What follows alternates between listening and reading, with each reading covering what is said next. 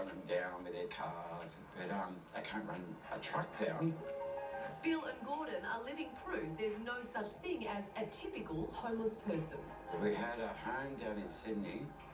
2 units? Two investment units. One we still had a mortgage on, the other one we own, and we decided to have a sea change from the city to country living. Well, it was like going on the Titanic.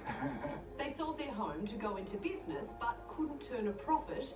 Then Bill got sick. So we just had to close up straight away. We didn't have a chance to sell it. We just let it go. So, well, I mean, here was the main concern.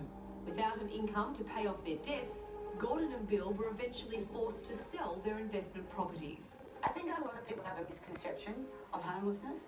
It can happen to anybody. Everybody is 3 steps off homelessness.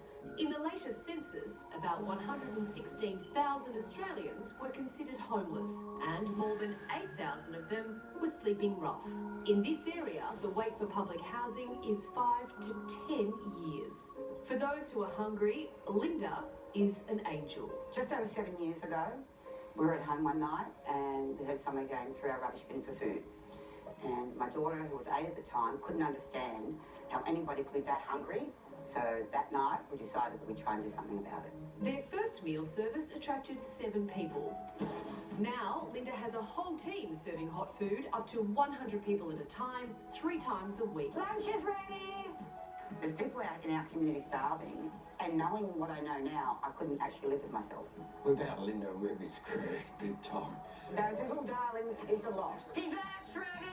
Linda's crew also organises groceries, bedding and tents. If we come and clean this up, the next person, they'll have a ready-made campsite. Yeah. But some locals say her work discourages people from helping themselves. In this day and age, I find with the social services that people have available to them, there's not a good reason for it. I think that the people do it by choice. If there's a guy living on his own under the bridge, he's going to front up with the food, even though he's got enough money to buy his home. Some people might call us enablers, but if somebody comes to us for help, we're not going to turn them down. I think people need help when they're at their lowest.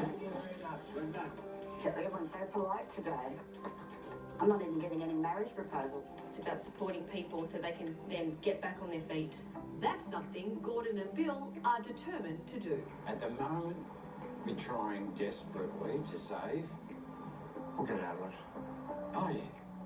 It'll take us a long time, but we'll get out of it. Good on you, Linda. What an angel. I can't believe when you look at Gordon and Bill, and they're still able to exercise gratitude for what they had. When he said, we're not the worst here.